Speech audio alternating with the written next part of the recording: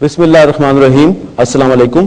Capital talk کے اس special episode کے ساتھ حامد میر آپ کی خدمت میں حاضر ہے. آج ہم پاکستان کا سب سے بڑا مسئلہ آپ کے سامنے لا رہے ہیں. اگر یہ مسئلہ حل ہو جائے تو پاکستان کے تمام مسائل حل ہو سکتے ہیں. اور یہ مسئلہ ہے پاکستان میں تعلیمی سہولتوں کا فقدان اور ناخواندگی. شاید آپ یہ نہ جانتے ہوں کہ جنوبی ایشیا دنیا کا سب سے ناخواندہ خطہ ہے اور پاکستان اس جنوبی ایشیا کا سب سے ناخواندہ ملک ہے. شاید ہمیں اس بات کی فکر نہیں کیونکہ ہمیں ان حقیقتوں کا علم ہی نہیں. شاید ہم یہ بھی نہیں جانتے کہ پاکستان میں کروڑوں بچے اسکول ہی نہیں جاتے اور اگر اسکول چلے جاتے ہیں تو وہاں پر انہیں اندھیرے ملتے ہیں کیونکہ لاکھوں اسکول ایسے ہیں جہاں پہ بجلی نہیں. ہزاروں اسکول ایسے ہیں جن کے پاس چھت نہیں, وہاں پینے کا پانی نہیں, وہاں پہ ٹوائلٹ نہیں. اور سب سے بڑی بات یہ ہے کہ پاکستان کی جو 16 کروڑ کی آبادی ہے اس میں سے آدھے لوگ لکھ پڑھ ہی نہیں سکتے. بہت بڑا مسئلہ ہے. اور اس کے علاوہ پاکستان میں 3 ایجوکیشن سسٹم چل رہے ہیں, اردو میڈیم, انگلش میڈیم اور دینی مدارس کا نظام. تو بہت سے مسائل ہیں نیچے سے لے کے اوپر تک. کہیں رشوت ہے, کہیں سفارش ہے, کہیں پہ میرٹ پر عمل درآمد نہیں ہوتا, اور کچھ لوگ کہتے ہیں تعلیم بہت مہنگی ہو چکی ہے, تعلیم ایک کاروبار بن چکا ہے. تو یہ جو بہت بڑا مسئلہ ہے اس کے اندر بھی بہت سے مسئلے ہیں اور اس سے بہت سے مزید مسائل نے جنم لیا جس کی وجہ سے پاکستانی معاشرے کے اندر ٹوٹ پھوٹ کا عمل دن بدن تیز ہو رہا ہے. تو آج ہم اس مسئلے کو اس کی جڑ سے پکڑنے کی کوشش کریں گے اور اس پر ہم گفتگو کریں گے. اور ہمارے ساتھ آج موجود ہیں جناب میر ہزار خان بجرانی صاحب جو وفاقی وزیر تعلیم ہیں, پاکستان پیپلز پارٹی کے رہنما ہیں. ان کے ساتھ ہمارے مہمان ہیں جناب پروفیسر ڈاکٹر قاسم ایم جان صاحب جو قائد اعظم یونیورسٹی اسلام آباد کے وائس چانسلر ہیں. ان کے ساتھ ہیں محترمہ پروفیسر ڈاکٹر سعیدہ اسد اللہ خان صاحبہ جو فاطمہ جناب ویمن یونیورسٹی راولپنڈی کی وائس چانسلر ہیں. ہمارے مہمان ہیں جناب مفتی سرفراز نعیمی الازہری صاحب جو ناظم اعلیٰ ہیں جامعہ نعیمیہ لاہور کے. ان کے ساتھ ہم نے آج دعوت دیا جناب شہزاد رائے صاحب کو جو بظاہر تو ایک گلوکار ہیں لیکن وہ ایک ٹرسٹ چلاتے ہیں پاکستان میں فری ایجوکیشن کے لیے, کافی عرصے سے کام کر رہے ہیں اور کافی ریسرچ ہے ان کی اس ایجوکیشن کی جو خرابیاں ہیں, خامیاں ہیں اس پر. اور ان کے ساتھ ہمارے مہمان ہیں جناب پروفیسر ڈاکٹر پیرزادہ قاسم رضا صدیقی صاحب جو کہ کراچی یونیورسٹی کے وائس چانسلر ہیں. بجرانی صاحب, میرا سوال سب سے پہلے آپ سے ہے. جیسا کہ میں نے بتایا کہ پاکستان میں تعلیمی سہولتوں کا فقدان ہے, تو پاکستان میں 1,07,564 اسکولوں کے پاس بجلی نہیں, 68,211 اسکولوں میں پینے کا صاف پانی نہیں, 17,935 اسکولوں کی چھت نہیں, 82,200 اسکولوں میں ٹوائلٹ نہیں. فگرز اور بھی میرے پاس بہت ہیں. کیا یہ سارے جو مسائل ہیں تعلیمی سہولتوں کا فقدان ہے اس کی بنیادی وجہ یہ نہیں کہ جو ہمارا بجٹ ہوتا ہے ہر سال اس میں تعلیم کے لیے رقم بہت ہی برائے نام مختص کی جاتی ہے؟ بسم اللہ الرحمن الرحیم. بالکل میر صاحب آپ نے بجا فرمایا. تعلیم کو جس انداز میں اہمیت ملنی چاہیے جو ایک ایڈوانس معاشرے میں ملتی آئی ہے دوسرے ممالک میں, انفارچونیٹلی پاکستان میں ہمارے ماضی میں تعلیم پہ کبھی اتنی توجہ نہیں دی گئی. آج بھی تقریباً وہی صورتحال ہے. اس کے یہ سارے ایفیکٹس ہیں جن کا آپ نے ابھی ذکر کیا. اب اس وقت بھی جی ڈی پی کا 2.4% حصہ ہے جو تعلیم کے لیے مختص کیا گیا ہے جو بالکل ناکافی ہے. ترقی یافتہ ممالک میں تو یہ 20% اور 25%, 30% تک جی ڈی پی کا حصہ جو ہے تعلیم کے لیے مختص ہوتا ہے, لیکن ہم ابھی تک اسے 4% اور 7% تک بھی نہیں لے جا سکے. بیسک وجہ تو یہ ہے کہ ہمیں کنسٹرینٹس ہیں, بجٹ اتنا نہیں ہے اور ہم نے پھیلاؤ کچھ زیادہ کر دیا ہے, اس کو مینٹین پراپرلی ہم کر نہیں پاتے.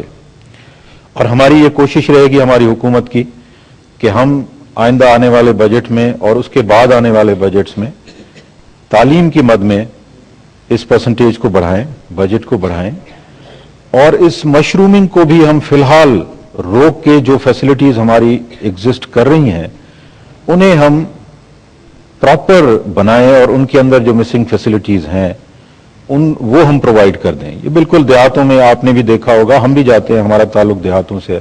کمپاؤنڈ والز نہیں ہے بہت سارے اسکولز میں, ٹوائلٹس نہیں ہے بہت سارے اسکول میں, کلین ڈرنکنگ واٹر نہیں ہے, بجلی نہیں ہے, فرنیچر نہیں ہے. اب ظاہر ہے ایسے ماحول میں بچوں کو جو تعلیم دی جائے گی ان کا ذہن بھی اسی طرح سے وہ پرورش پائے گا. تو اس کی وجہ سے ہم کافی لیگ بیہائنڈ کرتے ہیں تعلیم کے میدان میں. تو ہم انشاءاللہ غافل نہیں ہیں, ہمیں پتہ ہے کہ ہمارے مسائل کیا ہیں اور انشاءاللہ اپنے وسائل کے اندر رہتے ہوئے ہم کوشش کریں گے کہ اس میں امپروومنٹس لے آئیں. ڈاکٹر قاسم صاحب, جیسا کہ منسٹر صاحب نے کہا کہ اگر یہ اللہ کرے کہ یہ تعلیم کے لیے بجٹ میں اضافہ کریں اور رقم میں اضافہ ہو جاتا ہے تو کیا بجٹ میں اضافے کے بعد آپ پر امید ہیں کہ تمام تعلیمی شعبے کے مسائل حل ہو جائیں گے؟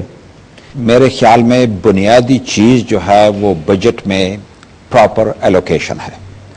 اگر آپ نے بجٹ میں ایلوکیشن مناسب کر دی اس کے بعد آپ سوچ سکتے ہیں کہ کن چیزوں کی کمی ہے اور وہ کیسے پوری کی جا سکتی ہے.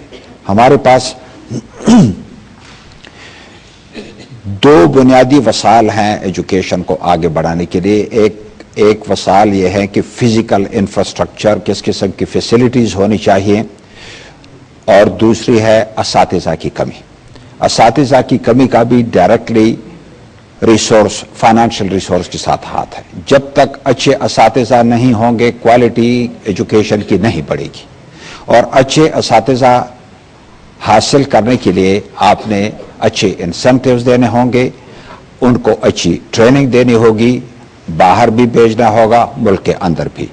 تو اگر مالی وسائل موجود ہوں باقی چیزیں جو ہے اس کے بعد ہی آئیں گی. جی ڈاکٹر سعیدہ صاحبہ, آپ ویمن یونیورسٹی کی وائس چانسلر ہیں, تو یہ آپ بتائیں گی کہ آج کے دور میں کچھ لوگوں کے لیے یہ ایک بہت ہی یونیک یا عجیب و غریب کانسیپٹ ہے کہ خواتین کی یونیورسٹی علیحدہ ہو. اس کا آپ کے خیال میں پازیٹیو رزلٹ آیا ہے یا اس کا کوئی فائدہ نہیں ہوا؟ اگر آپ اس کو دیکھیے کہ 21ویں صدی میں بھی صرف پاکستان ہی میں ویمنز یونیورسٹی نہیں ہے, امریکہ میں بھی, اور ان کی بہت پرانی وہ ہیں اور ان کے پاس وہ موجود ہیں ابھی تک. مگر پاکستان کے حوالے سے میں یہ سمجھتی ہوں کہ یہ جو یونیورسٹی بنی ہے اس کا بہت پازیٹیو آؤٹ پٹ ہے. بہت لوگوں کو یہ اعتراض ہوتا ہے کہ اس زمانے میں اگر آپ کو ایجوکیشنل انسٹیٹیوشنز نہیں رکھتے تو آپ پیچھے لے کے جا رہے ہیں ملک کو. مگر میں نہیں سمجھتی کہ اس کا ترقی سے کوئی اس طرح سے مماثلت ہوتی ہے کہ آپ کی ترقی جب ہی ہوگی کہ آپ کو ایجوکیشنل انسٹیٹیوشنز رکھیں. اس ویمنز یونیورسٹی کے اسٹیبلش کرنے سے آپ کو ان خواتین کو تعلیم مہیا کرنے کا موقع ملا ہے جو ایک اثاثہ ہیں اس ملک کا اور جو کبھی شاید یونیورسٹی نہ جاتی. تو یہ سب سے بڑا اس کا پازیٹیو آؤٹ کم ہے. اور اس یونیورسٹی کو قائم ہوئے 10 سال ہوئے ہیں. ہم نے 10 سال دسمبر 2008 میں مکمل کیے ہیں. 8 بیچز کلاسز گریجویٹ کر چکے ہیں اور یہ خواتین ہر شعبے میں موجود ہیں. تو میں نہیں سمجھتی کہ اس کی کوئی نیگیٹو فائدہ ہوا آپ کو؟ بالکل فائدہ ہوا. جی مفتی سرفراز نعیمی صاحب, بہت سے لوگ دینی مدارس پر اعتراض کرتے ہیں. آپ ایک دینی مدرسے کے ناظم اعلیٰ ہیں, دوسرے الفاظ میں آپ بھی وائس چانسلر ہیں. کیا پاکستان میں جو دینی مدارس ہیں انکلوڈنگ یور دینی مدرسہ, آپ پاکستان میں علم کا نور پھیلا رہے ہیں یا بقول کچھ لوگوں کے آپ دہشت گردی اور انتہا پسندی کے اندھیرے پھیلا رہے ہیں؟ بسم اللہ الرحمن الرحیم. پہلی بات تو یہ ہے کہ ہم دینی مدارس کا جو ایک ایجوکیشن سسٹم ہے اس کو بہت کم حضرات جانتے ہیں, ادروائز وہ نہیں جانتے. بس ایک روا روی ہے کہ یہ دہشت گرد پھیلا رہے ہیں, جبکہ پاکستان میں سب سے بڑا دہشت دنیا میں امریکہ ہے. امریکہ کا کوئی تعلق دینی مدارس کا نہیں ہے, لیکن دہشت گرد سب سے بڑا وہی ہے. اس لیے یہ کہنا کہ دہشت گردی یہاں پھیلتی ہے اس کی وجوہات اور ہیں. یہ پہلی بات تو یہ ہے کہ یہ دینی مدرسہ کیا پڑھاتا ہے, طلبا کو کیا سکھاتا ہے. اگر یہ چیز ہمارے ذہن کے اندر آ جائے تو پھر ہم